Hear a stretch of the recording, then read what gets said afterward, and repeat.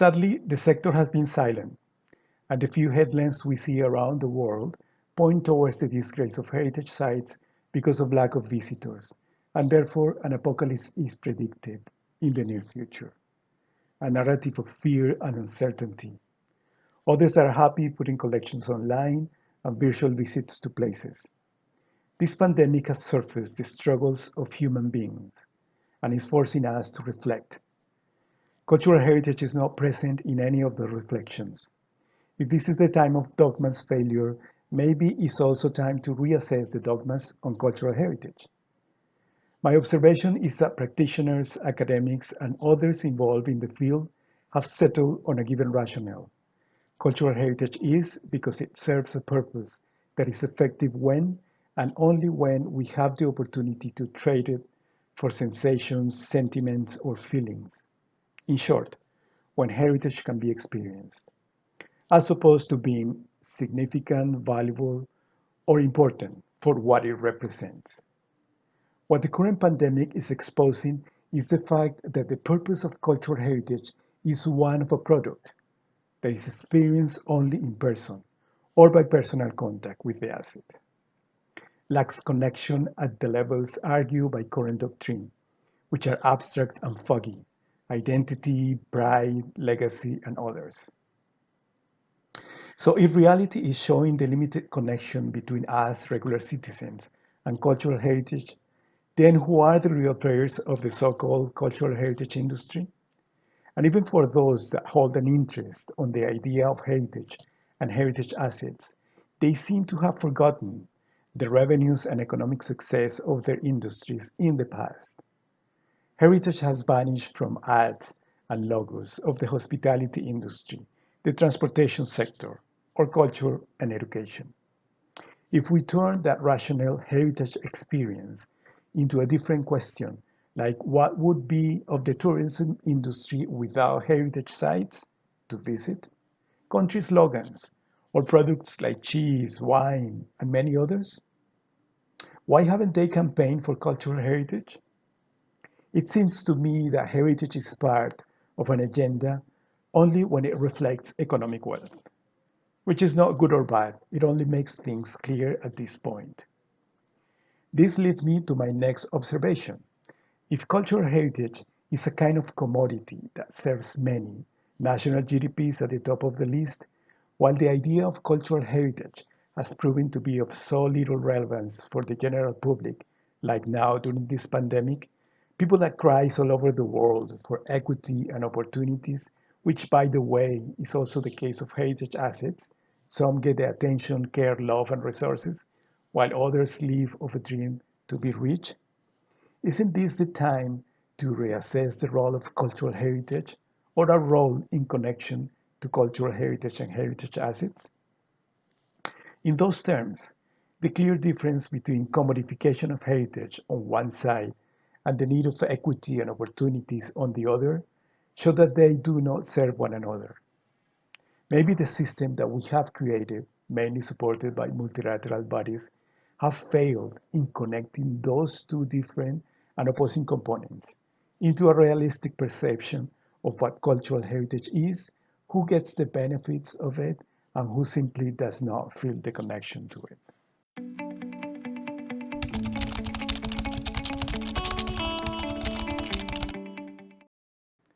First, I need to clarify that I'm not a regular scholar. I come in and out teaching when I have something to say. Regular academics reflect on issues, problems, gaps, or simply on a topic. Scholars are not necessarily required to produce answers.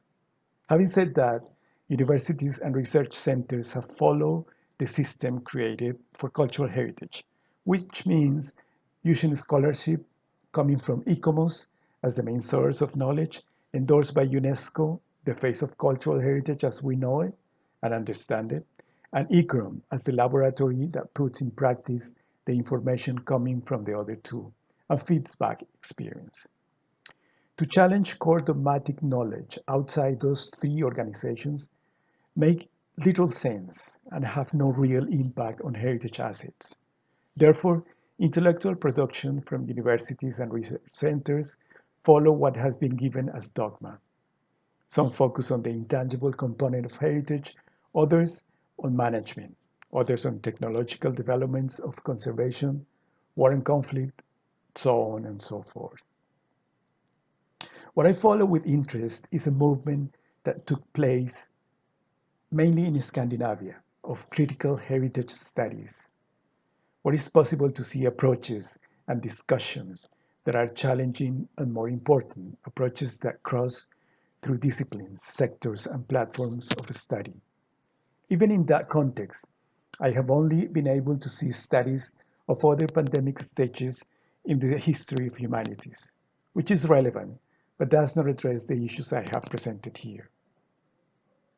I hope current events trigger initiatives on a couple of aspects that I believe could open different paths. Coming back to my initial interrogation, how do we claim back cultural heritage as part of our everyday life?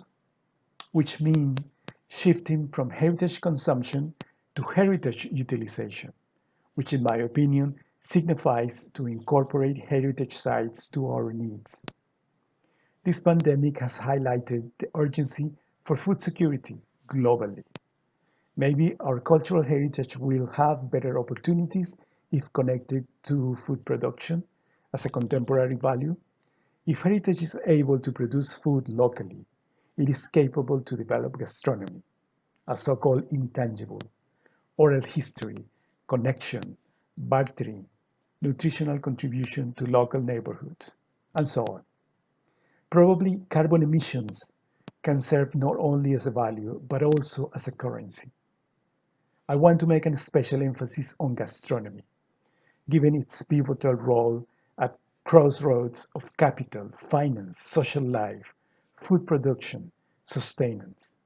With this, I'm paraphrasing Tunde Wei, a prominent cook, writer, and an activist. Not to mention the role of restaurants and the restaurant industry in the so-called gentrification of neighborhoods.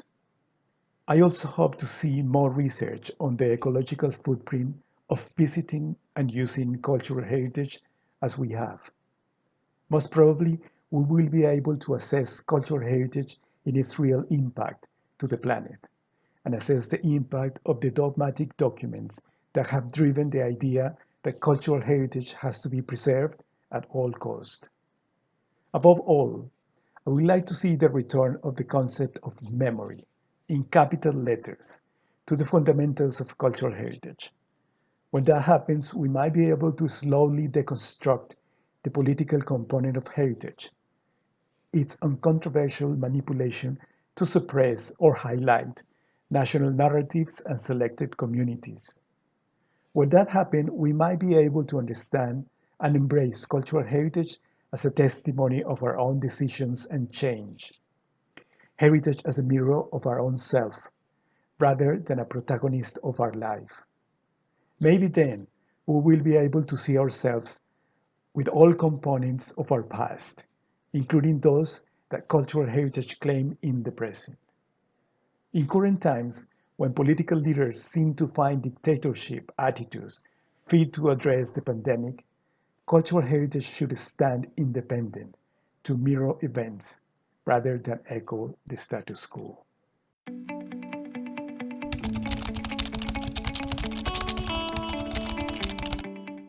Interestingly enough, a couple of weeks ago, the World Tourism Organization released a call for tourism operators and projects with a degree of success or relevance during the present circumstances that could be scaled up worldwide. My interpretation is that going back to the insatiable consumption of places, most with a heritage component, is slipping out of the global agenda. Another organization that I have seen incorporating cultural heritage to its working objective is the International Labour Organization. The ILO is implementing a program in the Middle East that utilizes cultural heritage as a vehicle for generating and improving job opportunities in parts of the region that have gone through war and conflict. The first mentioned speak loudly about the role of cultural heritage in the tourist industry as a resource that might be losing relevance. As I previously said, it has vanished from the official narratives. While for the ILO, cultural heritage represents a mean, a kind of instrument capable of improving the well-being of people, an instrument that takes part of a chain that includes training, progress, meaning, not only consumption. Even more interesting is that UNESCO has chosen to remain silent during this pandemic.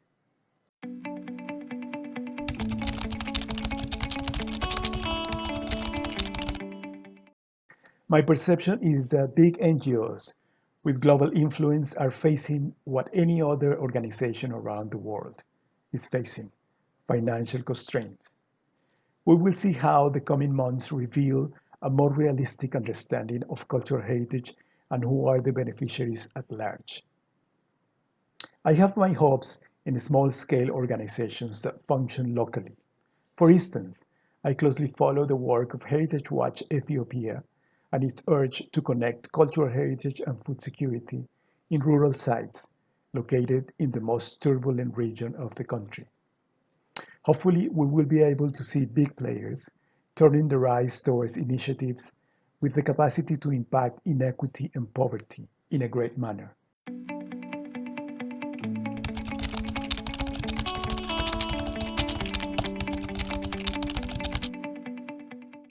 What conflict and war represent for cultural heritage goes beyond destruction. Let's have a look at the bigger picture. The heritage that we treasure and protect came to us via events of violence, usurpation, transitions, change, and others. What the past 7 decades after 1946 have developed is a narrative of conservation of those assets that, for reasons of war, have been dilapidated. The experience of World War II left the world with the idea that destruction of cultural heritage should be prevented. That principle has failed. No need to remember all conflicts and war after 1946, at least 20 conflicts around the world. And the main reason for which cultural heritage is attacked and destroyed is simply because it represents, portrays, and segregates opponents, its background, its language, religion, ethnicity, location, geography, and a long list. In those terms, destruction of cultural heritage is intertwined with violence, the destruction of the other, and the prevalence of the self.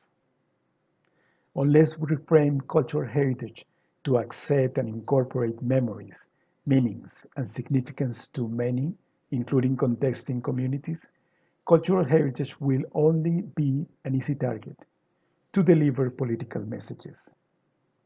We have given cultural heritage moral stands that correspond to our sense of morality. Heritage is amoral. There is no good or bad about cultural heritage. If you begin to see it as a consequence rather than an objective. That is probably why the efforts of the past 70 years aim to hide our own embarrassment for the world that we have developed. It is probably time to face ourselves in more realistic ways, and cultural heritage seems to be the perfect mirror if we choose to let it speak. So destruction continues, with a difference. This paradigm shift we are witnessing will probably leave international support to cultural heritage in times of war with even less resources.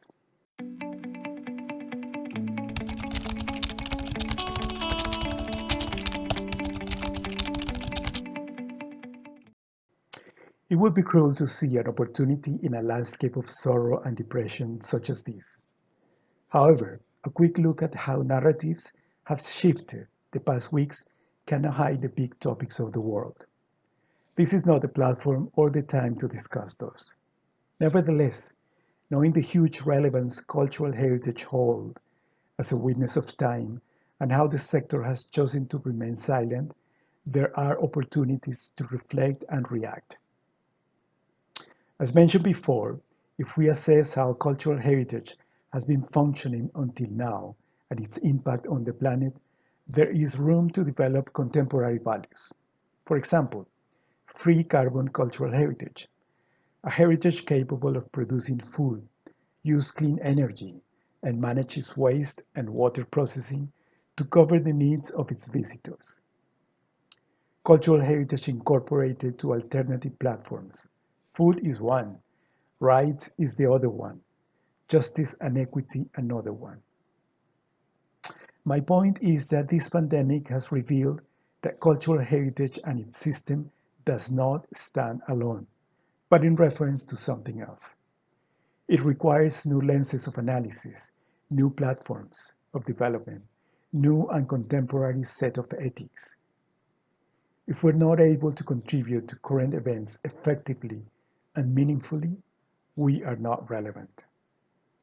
Opportunity lies in opening alternative paths capable to assess the aspects that have been a positive contribution during the past 7 decades, and the ones that have been used on agendas that no longer serve our purpose in current times, and develop avant-garde approaches to answer to what the world is feeling. Growth is an illusion. We understand that now. Also, the rampant inequity around the world tells us something. When questioning how the endless growth of heritage, its classification and specialization function, we come to understand how some of that heritage has taken most of the interest and how most of heritage remain forgotten. There is a simple equation. Heritage is created daily. Resources are not.